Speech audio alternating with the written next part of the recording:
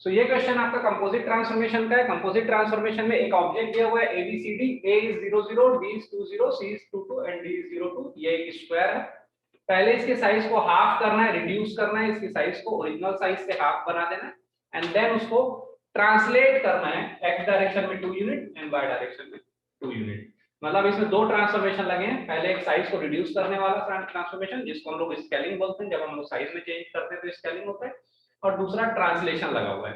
दो आपके ट्रांसफॉर्मेशन लगने के कारण ये कंपोजिट के अंदर आएगा। तो कंपोजिट ट्रांसफॉर्मेशन के सारे क्वेश्चन को सॉल्व कैसे करना है?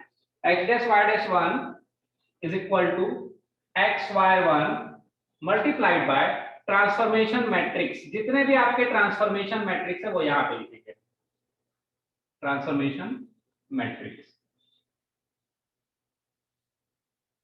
जितने भी दिए हैं, पूरा कंपोजिट ट्रांसफॉर्मेशन के सारे मैट्रिक्स इस बॉक्स के अंदर डालते चले जाएंगे। तो याद रखिएगा, ऐसे सभी क्वेश्चन में ऑब्जेक्ट मैट्रिक्स को हम लोग आखिरी में यूज करेंगे। अभी जब तक हमारे ये वाला पोर्शन सॉल्व ना हो जाए, आप ऑब्जेक्ट मैट्रिक्स को यूज मत करिएगा, आखिरी में उसको लगाएंगे।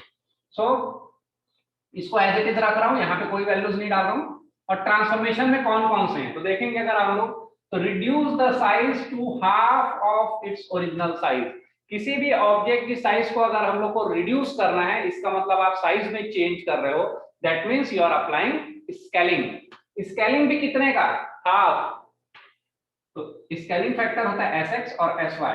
हाफ इसकी वैल्यू बता दिया इसने, स्केलिंग फैक्टर की वैल्यू बता दिया इसने हाफ। ठीक है, तो पहला मैट्रिक्स मेरा लगेगा, वो मैट्रिक्स लगेगा स्केलिंग का। ठीक है, पहला जो मैट्रिक्स लगेगा वो स्केलिंग का लगेगा, वो भी कितना? Half half. तो पहले मैं ऐसा लिख देता हूं सो दैट आपको पता रहे कौन सा मैट्रिक्स लगने वाला है। तो पहला मैट्रिक्स होगा स्केलिंग मैट्रिक्स, मैट्रिक्स है तो इसको ऐसा शो कर देते हैं, वो भी कितने का? हाफ हाफ का। फिर then translate this object by 2 units in x direction and by 2 units in y direction। इसको देन ट्रांसलेट करना है 2 यूनिट x और y डायरेक्शन में। तो सेकंड में हम लोग का मैट्रिक्स लगेगा दैट इज ट्रांसलेशन मैट्रिक्स, वो भी कितने कितने का? 2 यूनिट का।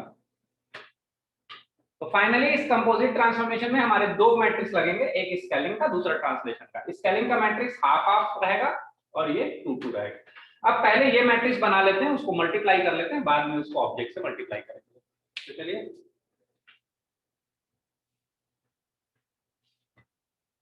ऑब्जेक्ट मैट्रिक्स अभी नहीं लिख रहा हूं मैं।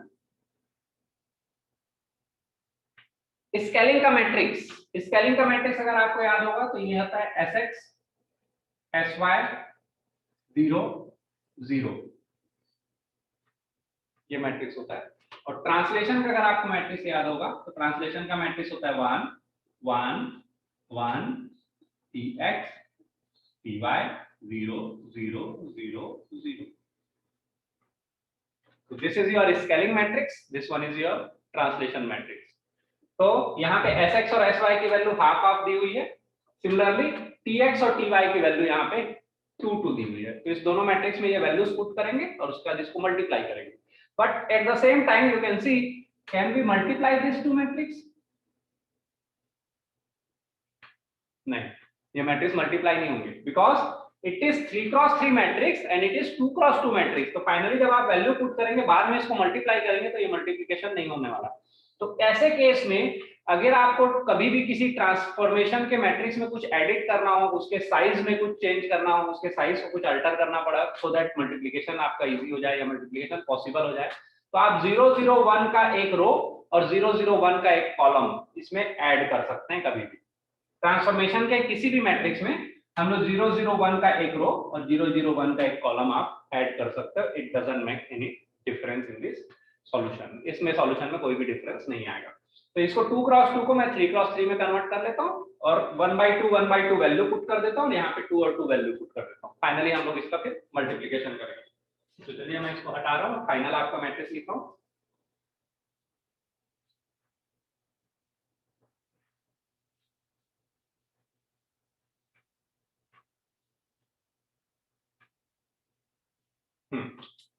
तो पहला मैट्रिक्स है हमारा स्केलिंग का 1/2 1/2 और यहाँ पे मैंने 0 0 1 का एक रो और 0 0 1 का एक कॉलम ऐड कर दिया इसमें। सो दैट इसको 3 क्रॉस 3 में कन्वर्ट कर सकूं मैं। पहले ये इतना था बस, ठीक। ट्रांसलेशन का मैट्रिक्स लिख देते हैं यहाँ पे 1 1 1 2 2 0 0 0 0। यहाँ पे tx और ty की वैल्यू, ये y डायरेक्शन भी दिया था आपको, वो भी 2 था, है ना। तो यहाँ पे tx और ty की वैल्यू 2 2, sx और sy की वैल्यू हाफ हाफ दिया हुआ है।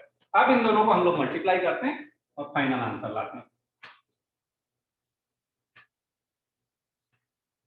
सो 1/2 मल्टीप्लाइड बाय 1, 1/2 मिल जाएगा, ये 0 0, तो फाइनली आपको मिला 1/2। अगले first row with the second column, 1/2 0 हो गया, ये 0 हो गया, ये भी 0 हो गया, you will get 0। 1/2 into 0 0, 0 into 0 0, 0 into 1 is 0, 0 into 1 is 0, 0 into half is 0, 0 into 2 is 0, 0 into 0 is 0, 0 into 1/2 will be 1/2 और ये वाला 0, तो 1/2 बस मिलेगा यहाँ पे। 0 into 0, 0 into 1/2 0 और ये भी 0, 0 into 1 is 0, 0 into 0 is 0 और 1 into 2 is 2, 0 into 0 is 0, 0 into 1 is 1 and 1 into 2 will be, sorry, 0 into 1 is 0 and 1 into 2 will be 2, सबको सम करने से आपको 2 मिलेगा और सिमिलरली लास्ट में 0 0 into 1 आपको 1 मिलेगा। अगर आप देख सकते हैं यहाँ पे ये थोड़ा सा आइडेंटिटी मैट्रिक्स जैसा दिखता है, अगर आप देखें ट्रांसलेशन के मैट्रिक्स को, यहाँ तक तो ये कंप्लीटली आइडेंटिटी मैट्रिक्स है। आइडेंटिटी मैट्रिक्स एक ऐसा मैट्रिक्स होता है जिसके डायगोनल एलिमेंट 1 1 1 हो और बाकी सारे एलिमेंट 0 हो, तो ये लगभग आइडेंटिटी मैट्रिक्स जैसा है, सिर्फ ये दो आपको चेंज कर देता है। इसलिए कभी भी आप ट्रांसलेशन मैट्रिक्स से किसी मैट्रिक्स को मल्टीप्लाई करोगे तो क्योंकि ये फर्स्ट 2 रो तक तो आइडेंटिटी है, इसलिए ये matrix as it is 2 row copy हो जाएगा। तो यहाँ पे देखिए ये 2 रो में कोई चेंज आया क्या? नहीं आया, जो इसका था वो भी इसका है। तो कभी भी किसी ट्रांसलेशन मैट्रिक्स से किसी मैट्रिक्स को अगर आप मल्टीप्लाई करेंगे तो ध्यान रखिएगा फर्स्ट 2 रो उस मैट्रिक्स का एज इट इज कॉपी हो जाएगा, क्योंकि यहाँ तक ये आइडेंटिटी मैट्रिक्स है और आपको पता है आइडेंटिटी मैट्रिक्स को किसी भी मैट्रिक्स से मल्टीप्लाई करोगे तो वही मैट्रिक्स आपको आंसर में मिल जाता है। a into i is equal to a, ये पढ़े हम लोग, है ना। सो इसलिए फर्स्ट 2 रो आपका एज इट इज आया, थर्ड वाले में आपको ये मिल गया। तो फाइनल ट्रांसफॉर्मेशन मैट्रिक्स ये है। जितने भी ट्रांसफॉर्मेशन मैट्रिक्स सबको ऐसी सीक्वेंस में लिखेंगे, इसी डायरेक्शन में मल्टीप्लाई करते जाएंगे, इन दोनों को मल्टीप्लाई किया आंसर लाया, फिर उसको मल्टीप्लाई किया फिर आंसर लाया, इस टाइप से। तो ये आपको फाइनल मिल गया मैट्रिक्स। अब आप इसमें ऑब्जेक्ट मैट्रिक्स लिख करके मल्टीप्लाई करके अपना फाइनल आंसर ला सकते हैं। तो हम लोग अगर आगे देखें तो हमने इसका इक्वेशन लिखा था x' y' 1, जो न्यू कोऑर्डिनेट आपको फाइंड आउट करना है ये वो है,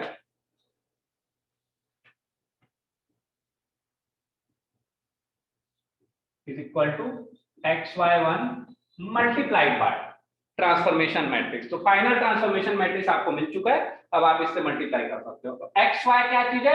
xy इज गिवन जो आपका ऑब्जेक्ट है। अगर ये आपका स्क्वायर है या रेक्टेंगल है तो 4 मिलेंगे आपको xy, 4 कोऑर्डिनेट्स, मतलब 0 0 2 0 0। ट्रायंगल है तो 3 मिलेंगे, हेक्सागोन है तो 6 मिलेंगे, इस टाइप के हो सकते हैं। तो ये xy है, तो xy यहां से पुट करते चले जाते हैं।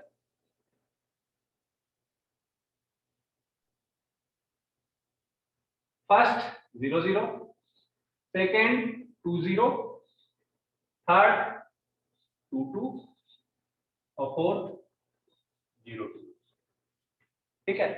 और लास्ट वाला 1 1 1। ये 1 1 क्यों किया आपने? क्योंकि आप मैट्रिक्स मल्टीप्लिकेशन पॉसिबल नहीं था अगर आप ये 1 1 का कॉलम एक्स्ट्रा ऐड ना करें तो, ठीक है। ये 1 1 वैसे ही बाद में आपको मिल जाएगा। ये 1 1 नहीं होता तो ये मैट्रिक्स मल्टीप्लिकेशन नहीं होता। क्यों? क्योंकि ये 4 क्रॉस 2 मैट्रिक्स होता है और ये 3 क्रॉस 3 होता है। तो 4 cross 2 matrix can not be multiplied with 3 cross 3। अब ये 1 1 के होने से ये होमोजेनियस हो गए दोनों matrix. Now you can multiply this. तो फाइनल इन दोनों को मल्टीप्लाई करने से जो आंसर मिलेगा वही आपका फाइनल आंसर होगा। तो फाइनल आंसर यहाँ पे लिख रहा हूं मैं, मल्टीप्लाई करके 0 into 1/2 will be 0, 0 into 0 will be 0, 1 into 2 will be 2. First row with the first column, 2. First row with the second column, 0 into 0 will be 0, 0 into 1/2 will be 0, and 1 into 2 again 2. 0 into 0 0, 0 into 0 0, 1 into 1 is 1। Last column अगर आप multiply नहीं भी करें तो कोई दिक्कत नहीं, ये 1 1 ही मिलेगा हमेशा। तो आप उसको चाहें तो छोड़ दीजिए, मल्टीप्लिकेशन लास्ट वाले कॉलम का नहीं करते हैं, फर्स्ट 2 को करते चले जाते हैं। ये जो 1 1 आपने एक्स्ट्रा डाला है वही आपको मिलेगा फाइनली, क्योंकि आपने यहीं पे लिखा है x डैश y डैश 1, तो ये 1 ही मिलेगा लास्ट में। x डैश y डैश बस आपको चाहिए, तो मैं शुरू के 2 मल्टीप्लाई कर देता हूँ। चलिए आगे करते हैं। Second row with the first column 1/2 into half, तो ये 1 बन गया, 2 मल्टीप्लाइड बाय हाफ 1 बन गया, ये 0 हो गया और ये 2 हो गया। 1 + 2 is 3, 2 into 0 0, 0 into half is 0, 1 into 2 will be 2, last वाला 1 मिलेगा, मल्टीप्लाई नहीं कर रहे हैं। 2 into half, 2 का हाफ हो गया 1, 0 and 2, 1 + 2 is 3, 2 into 0 is 0, 2 into half is 1 plus 2 that is 3, last वाला मल्टीप्लाई नहीं करेंगे। 0 into half is 0, 2 into 0 is 0, 1 into 2 is 2, तो टोटल आपको 2 मिला। आगे बढ़ते हैं। 0 into 0 is 0, 2 into half, 2 का हाफ हो गया 1 plus 2 into 1 is 2, that is 3, last वाला 1। So this is the new coordinates of object, this means अब आप इसको लिखना चाहें तो कैसे लिख सकते हैं? You can write it like this, a dash, this is a dash, this is b dash, this is c dash and this is d dash.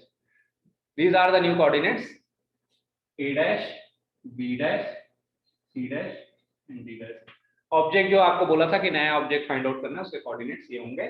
और इसको चाहे तो आप प्लॉट करके देख सकते हैं कि आपने इसको शिफ्ट भी किया है और इसके साइज को छोटा भी किया है, आपको दिख जाएगा अगर आप इसको प्लॉट करेंगे तो। मैं इसको फटाक से एक बार प्लॉट करके भी आपको शो कर देता हूँ।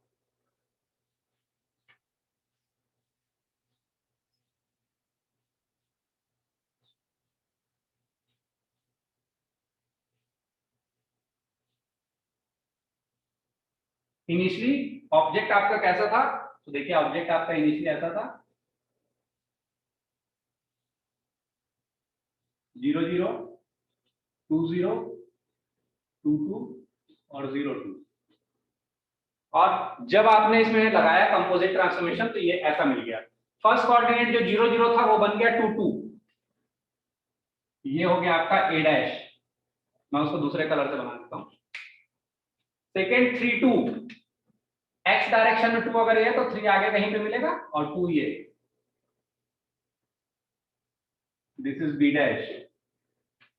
3 3, अगर ये आपका 3 है तो ऊपर कहीं पे मिलेगा 3 3 और 2 3।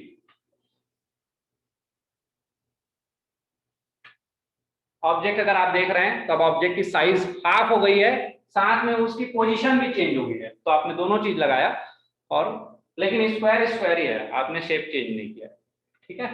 सो ये आपका कंपोजिट ट्रांसफॉर्मेशन का एक एग्जांपल।